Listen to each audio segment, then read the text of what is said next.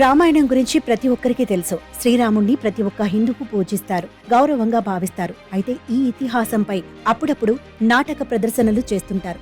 అయితే ఇటీవలి రామాయణంపై ఐఐటి బాంబే విద్యార్థులు కూడా స్కిట్ చేశారు. కానీ మార్పులు చేసి ప్రదర్శన ఇవ్వడంతో చిక్కుల్లో పడ్డారు. రామాయణాన్ని అపహాస్యం చేశారంటూ వారిపై విమర్శలు వచ్చాయి. దీనిపై స్పందించిన ఐఐటి బాంబే యాజమాన్యం విద్యార్థులకు భారీ జరిమానా విధించింది.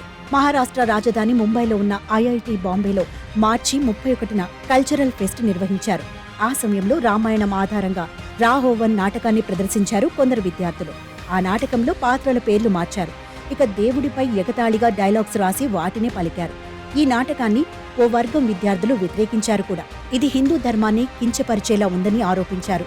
రాముడు, సీత పాత్రల పట్ల అగౌరవంగా ప్రవర్తించారని పేర్కొన్నారు. పలువురు నెటిజన్లు కూడా విద్యార్థుల తీరుని తప్పుపట్టారు. ఈ క్రమంలోనే ఐఐటి బాంబే యాజమాన్యం స్కిట్ చేసిన విద్యార్థులపై చర్యలను చేపట్టింది. ఇందుకోసం విచారణ కమిటీతో దర్యాప్తు జరిపించింది. ఆయా విద్యార్థులకు భారీ జరిమానా విధించింది. నాటకంలో పాల్గొన్న 4 సీనియర్ విద్యార్థులకు 1,20,000 చొప్పున ఫైన్ వేశారు.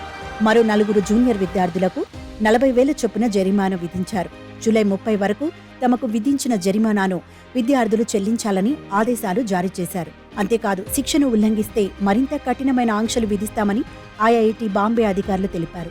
ప్రస్తుతం ఈ నోటీస్ సోషల్ మీడియాలో వైరల్ అవుతోంది. ఇది చూసిన నెటిజన్లు ఓ విద్యార్థికి ఒక సెమిస్టర్ ఫీజుతో సమానమైన జరిమానా విధించడంపై విమర్శలు చేస్తున్నారు.